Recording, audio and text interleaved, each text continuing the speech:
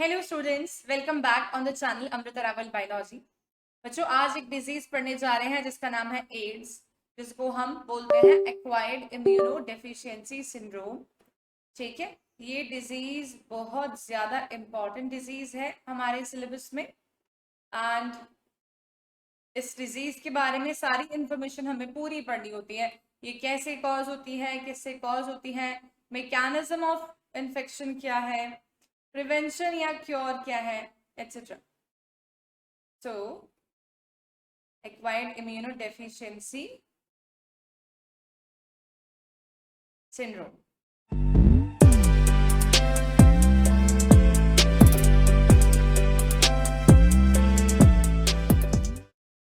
So let's start with the information about this disease, बच्चों. Now, this disease is caused due to a virus which is called as HIV. ये disease बच्चों पहली बार report की गई थी इन 1981, first reported in 1981 in a group of people who were homosexual males.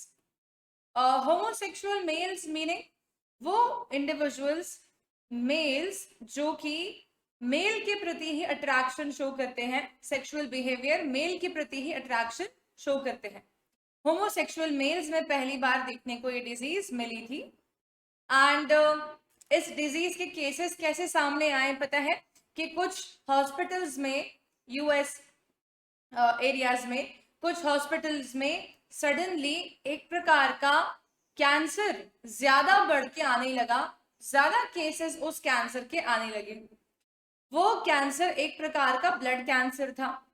उस cancer को देखा गया, जब तब समझ में आया कि ये कैंसर उन लोगों में ज्यादा देखने मिल रहा है जो होमोसेक्सुअल मेल्स हैं।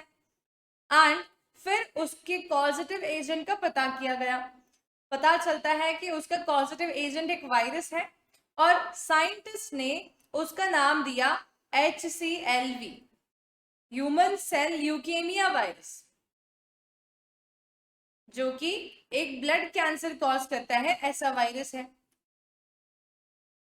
बच्चों, बाद में मालूम पड़ता है कि virus human cell leukaemia virus नहीं है, बल्कि ल्यूकेमिया तो एक कॉम्प्लिकेशन हो रही है इस वायरस के कारण से। ये वायरस तो ओवरऑल इंसान की इम्यूनिटी को सप्रेस कर देता है, इम्यूनिटी को डाउन कर देता है। फिर उसका नाम बाद में रखा गया HIV, human immuno deficiency virus. तो पहले इसको मिस रिकॉग्नाइज किया गया था as leukemia virus, but now it is known to all that it is actually a virus which causes immunodeficiency in the individuals who are sufferers. So human immunodeficiency virus. अच्छा students, ये जो virus है human cell leukaemia virus, ये पहले homosexual mails में देखने मिला, पर अब इसका स्प्रेड जो है वाया सेक्सुअल कॉन्टैक्ट बहुत सारे इंडिविजुअल्स में हो चुका है। इसका फर्स्ट केस रिपोर्टेड 1981 था। उसके बाद के कुछ 25 सालों के अंदर, with in 25 years, this virus has infected a population of approximately 25 million individuals all over the world. बहुत ज्यादा लोगों के अंदर ये एड्स डिजीज स्प्रेड हो गई, और ये डिजीज बेसिकली कुछ ही लोगों में पहले निर्धारित थी, सीमित थी, इतना वाइड स्प्रेड इसका हुआ।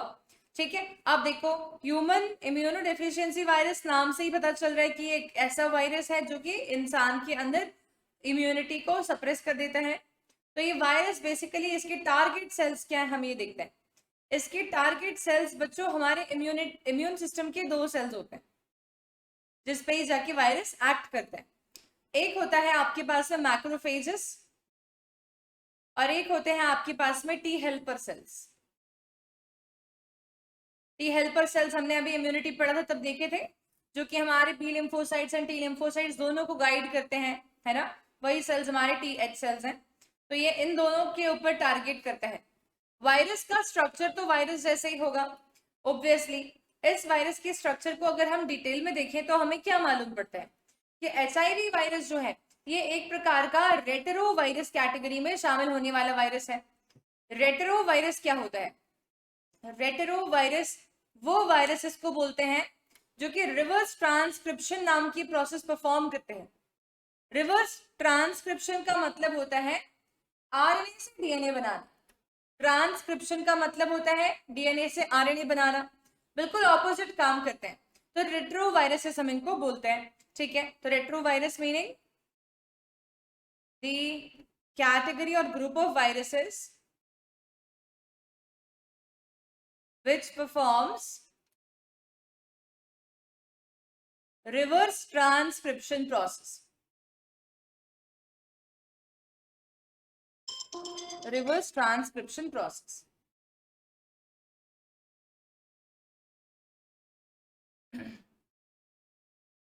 Okay.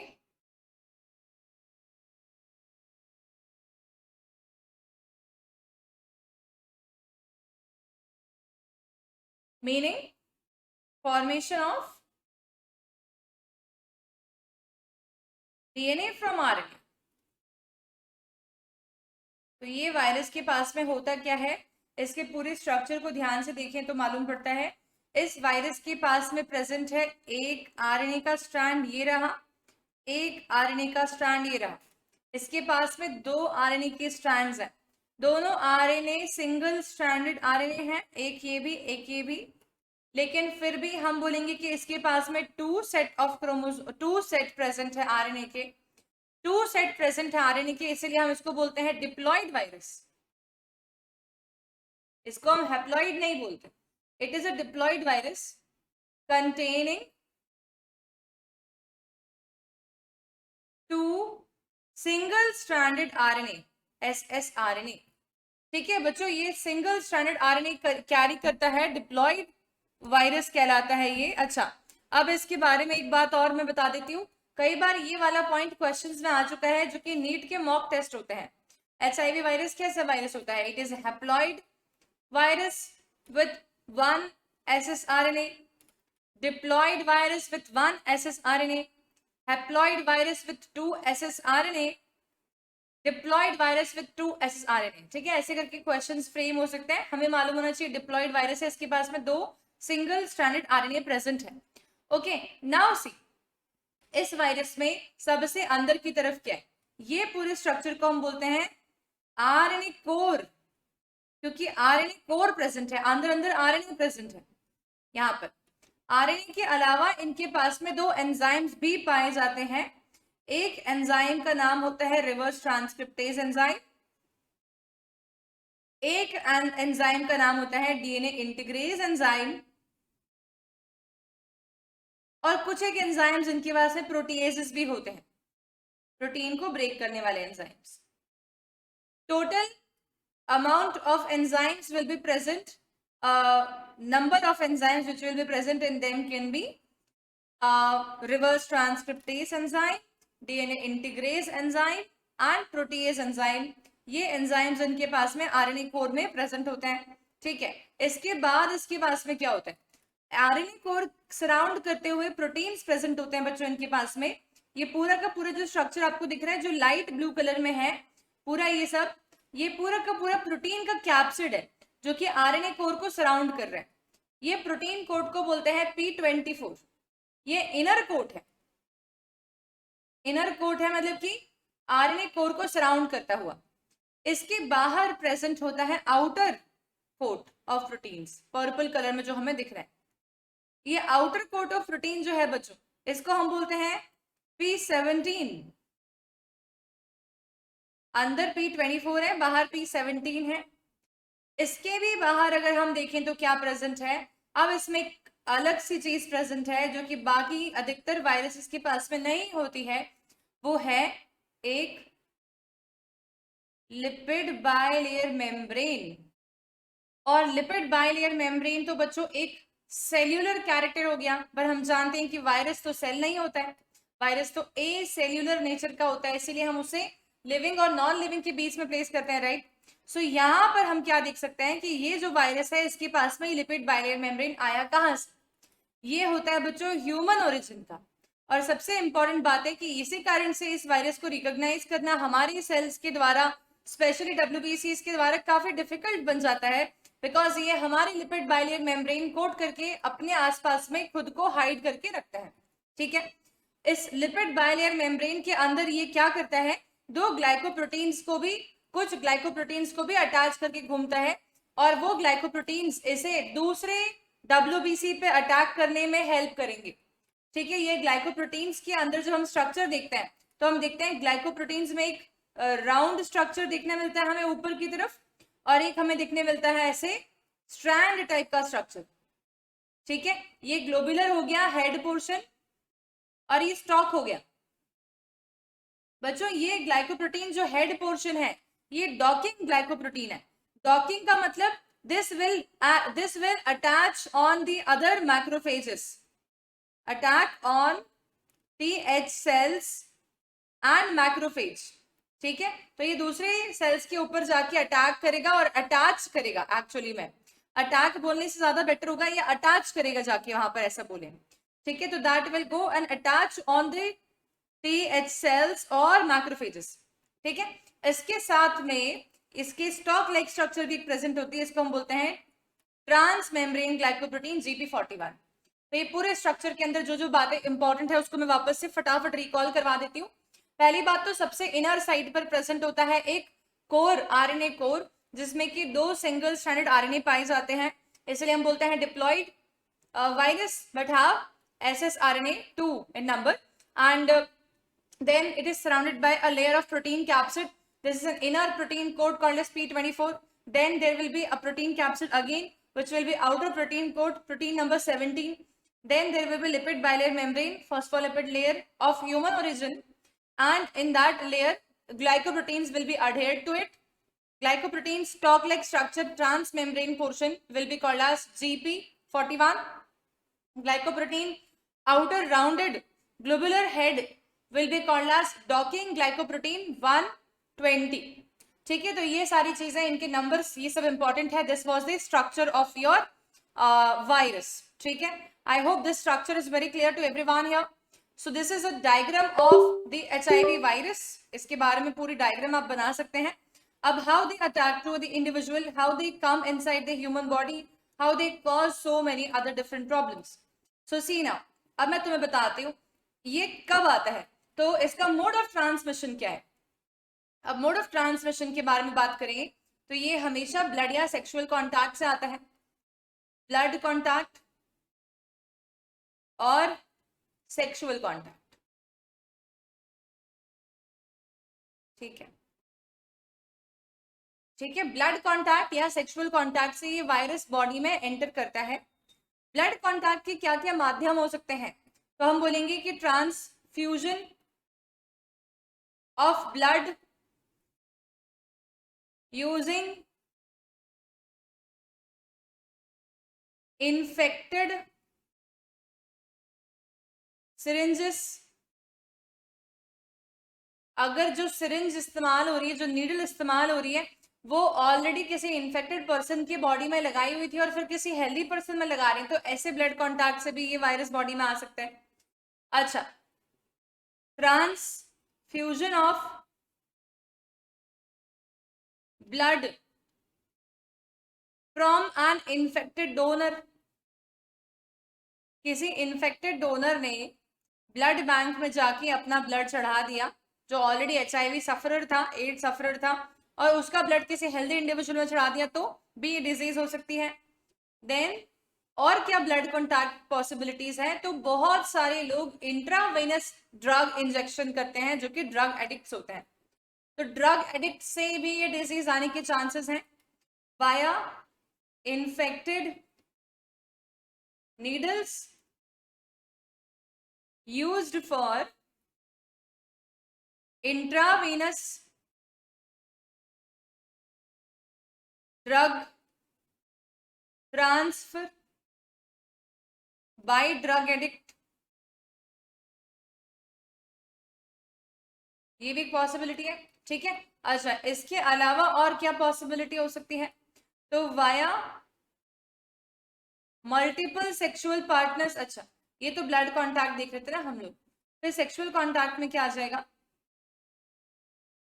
A person who have multiple sexual partners, बहुत सारे सेक्सुअल पार्टनर्स हो अगर, तो भी ये डिजीज आ सकती है, because it is a possibility that one of them can be sufferer of the AIDS using we can say, erase कर रहे हो उसको, ठीक है।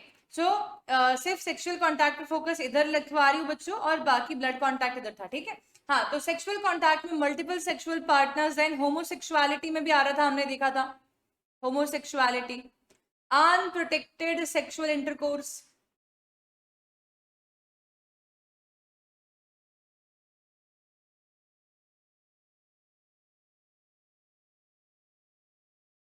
all these, ठीक है। all these diseases, all these are the, we can say, mode for transmission of the disease from a infected person to the healthy person, ऐसे करके डिजीज जा सकते हैं। तो कौन लोग इसके रिस्क पे ज्यादा है, जो लोग पहली बात तो एजुकेटेड कम है, जिनको आइडिया नहीं है ब्लड ट्रांसफ्यूशन प्रॉपर तरीके से करवाना चाहिए, नीडल इन्फेक्टेड तो नहीं है, ये सब अवेयरनेस नहीं है जिनमें, वो पॉसिबिलिटी है। दूसरा, जिनकी बहुत सारे सेक्सुअल पार्टनर्स हैं और वो अनप्रोटेक्टेड कॉइटस परफॉर्म कर रहे हैं, तो these could be drug addicts जो हो गए, these could be, we can say, more susceptible to this disease, they are more prone to catch AIDS, okay, so this is one of the point. Now अगर ये blood में आ गया, virus blood में आ गया, HIV virus, तो ये क्या करता है, तो बच्चों सबसे पहले तो HIV वायरस ब्लड में आते से ही सबसे पहले HIV वायरस क्या करता है, मैक्रोफेजेस पे अटैक करता है, WBCs पे अटैक करता है। जब ये वायरस आ रहा है, तब ये वायरस के अटैचमेंट को देखिए हम, हमारे WBCs और T हेल्पर सेल्स, इन दोनों के पास में कुछ स्पेसिफिक रिसेप्टर्स प्रेजेंट होते हैं सरफेस पे। एक रिसेप्टर का नाम है CD4, एक रिसेप्टर का नाम है CXCR4 या CCR5, ठीक है। जो यहाँ पर रिसेप्टर प्रेजेंट है, इसमें CD4 रिसेप्टर जो है बच्चों, इस CD4 रिसेप्टर को हम क्या बोलते हैं, हम इसे बोलते हैं कीमो, क्लस्टर ऑफ डिफरेंशिएशन, में प्रॉपर लिखती हूँ, क्लस्टर ऑफ डिफरेंशिएशन नाम होता है इसका, क्लस्टर ऑफ डिफरेंशिएशन नाम का एक प्रोटीन होता है जो रिसेप्टर की तरह एक्ट करता है। ये बेसिकली डिफरेंशिएशन करवाने के लिए प्रेजेंट होता है सेल पे, ना कि वायरस के अटैचमेंट के लिए, पर वायरस इसके थ्रू आ जाता है हमारे मैक्रोफेजेस में। सिर्फ ये अकेला रिसेप्टर नहीं है, ये तो मेन रिसेप्टर है, इसके साथ में एक को रिसेप्टर की भी हेल्प लेता है हमारा वायरस, HIV वायरस सेल में एंटर करने के लिए, वो को रिसेप्टर CCR5 या CXCR4 नाम का होता है।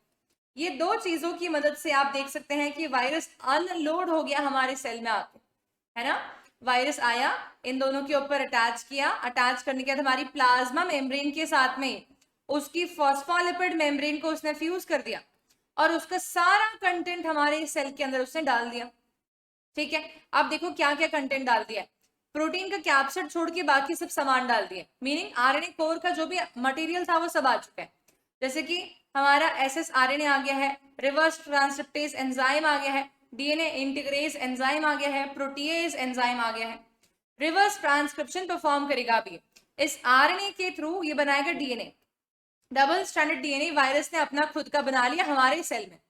अब ये डबल स्टैंडर्ड वायरस का जो DNA बन गया है हमारे सेल में आने के बाद में, ये DNA हमारे जीनोम के साथ में इंट्रोड्यूस हो जाएगा, ह्यूमन जीनोम के साथ में अटैच हो जाएगा, देखो,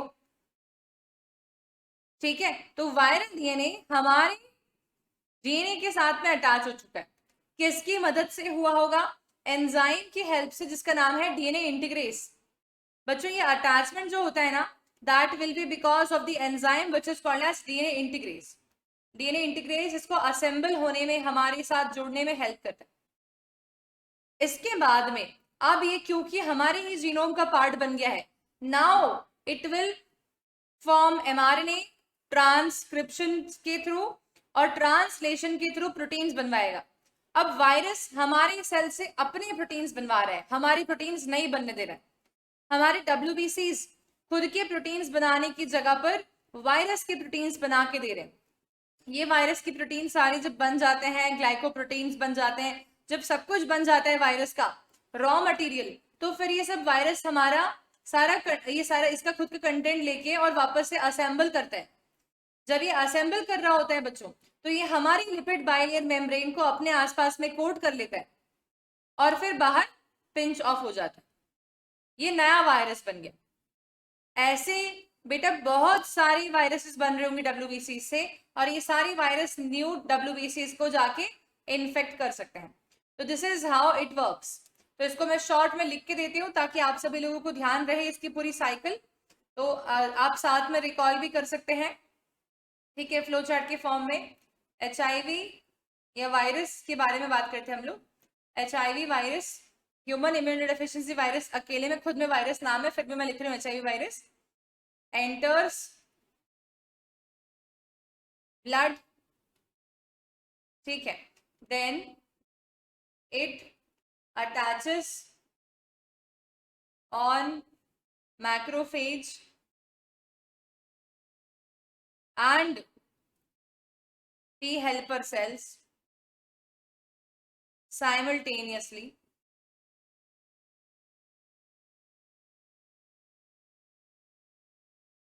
and attachment is aided by GP120 on virus and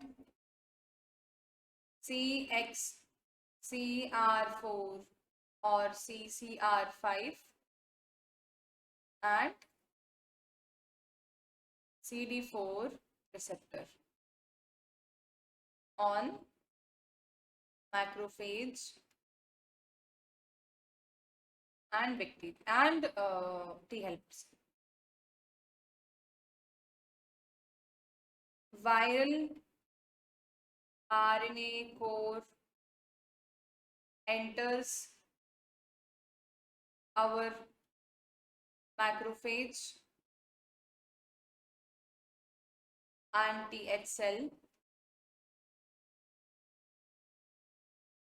Reverse transcription is performed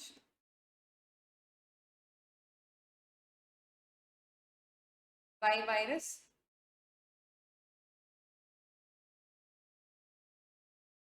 virus नहीं लिखेंगे, वायरल आरएनए लिखेंगे।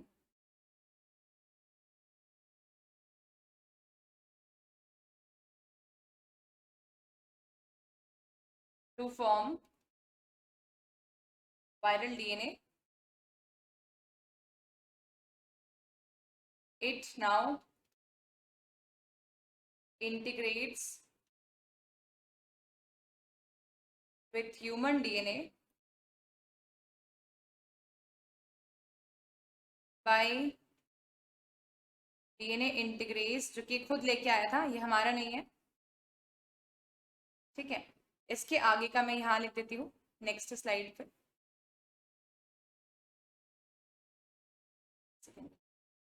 यहाँ तक ठीक है। It now integrates with human DNA by DNA integrase. Next point हम अगले स्लाइड पे लिखते हैं। नाउ द वायरल DNA जो कि रिवर्स ट्रांसक्रिप्शन से बनाया गया है becomes a part of human DNA and via transcription mRNA is formed.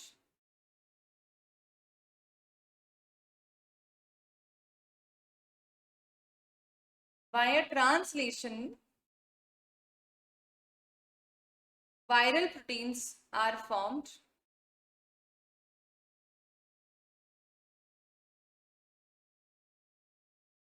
The virus assembles and takes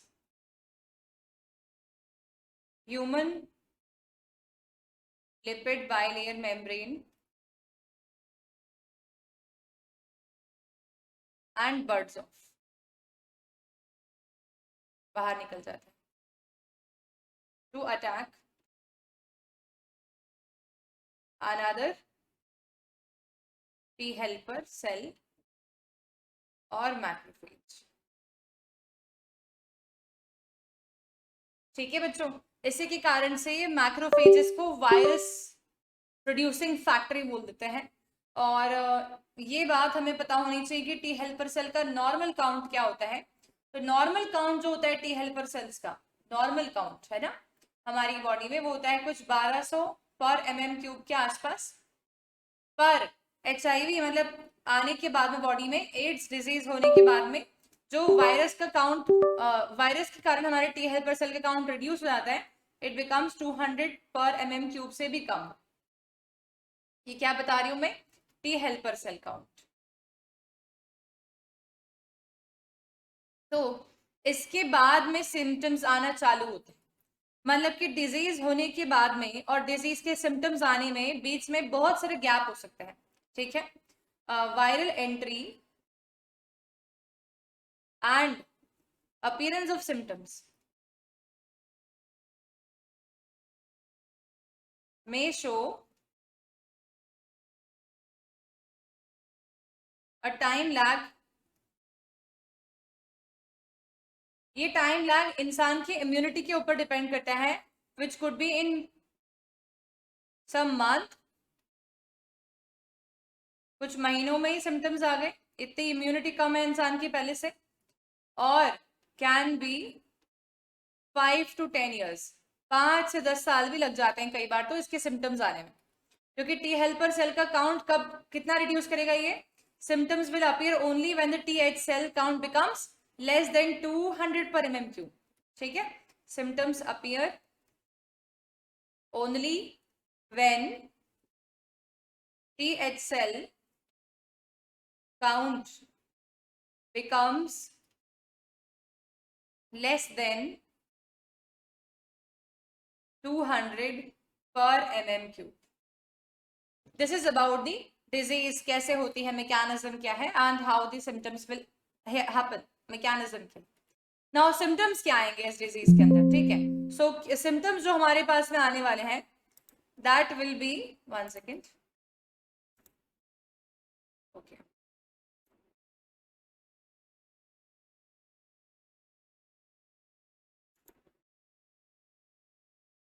जो सिम्टम्स इस डिजीज में आते हैं बच्चों, वो कुछ भी डिजीज हो सकती है इंसान को, यू नो, बिकॉज उसकी पूरी इम्यूनिटी खत्म हो चुकी है, तो उसको सारे टाइप के इन्फेक्शंस कैच कर सकता है वो। तो symptoms can be many, like that could be dangerous symptoms. Any bacteria can attack, you know, so any bacteria can attack, जैसे कि टीबी हो गई है ना, लाइक माइकोबैक्टीरियम ट्यूबरक्लोसिस हो गया ऐसे। और टीबी क्यों हो गई, क्योंकि इसकी इम्यूनिटी इतनी कम हो चुकी है कि टीबी कॉजिंग बैक्टीरिया आसपास में जो भी प्रेजेंट है वो उसको अटैक कर दिया। देन इसके अलावा टॉक्सोप्लाज्मोसिस हो सकता है,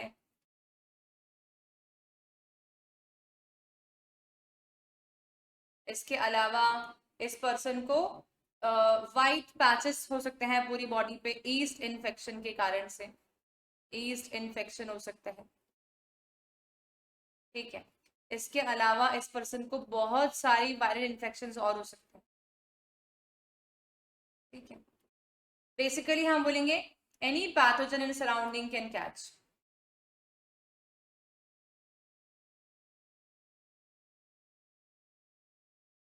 can approach this disease individual.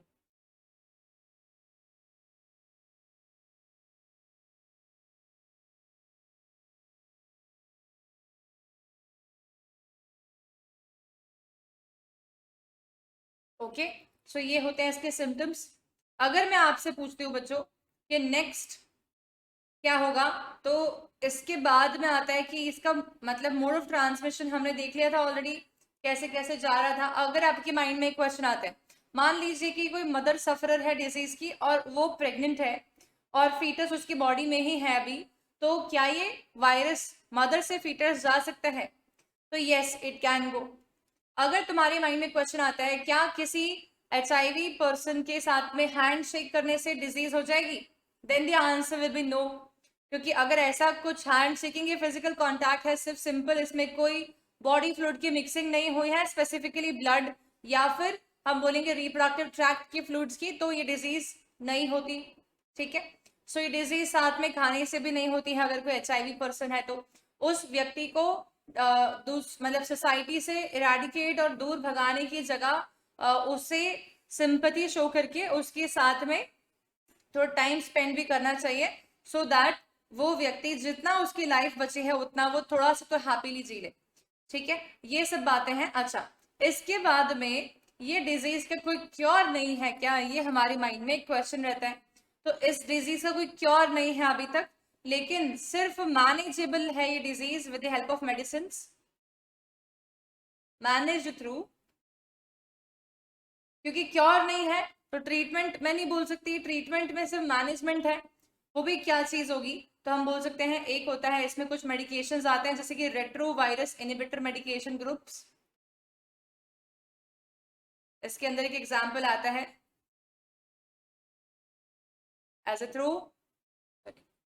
एजिडोथायमिडीन, जिडोवुडीन,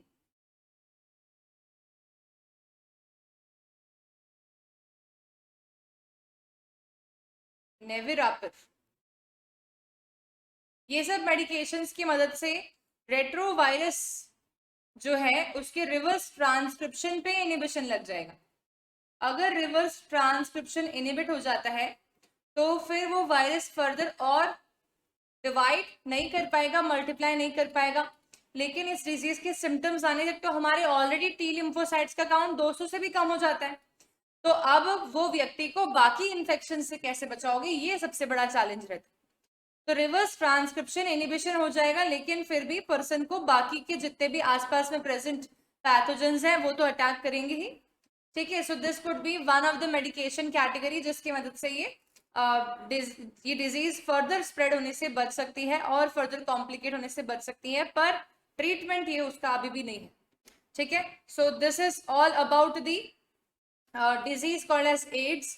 ads के बारे में बहुत सारी अवेयरनेस फैलाने के लिए काफी सारे एजेंसीज हेल्प करते हैं, जिसमें कि गवर्नमेंटल भी आते हैं एंड नॉन गवर्नमेंटल ऑर्गेनाइजेशंस भी आते हैं, जैसे कि NACO, ठीक है, एंड डिफरेंट NGOs।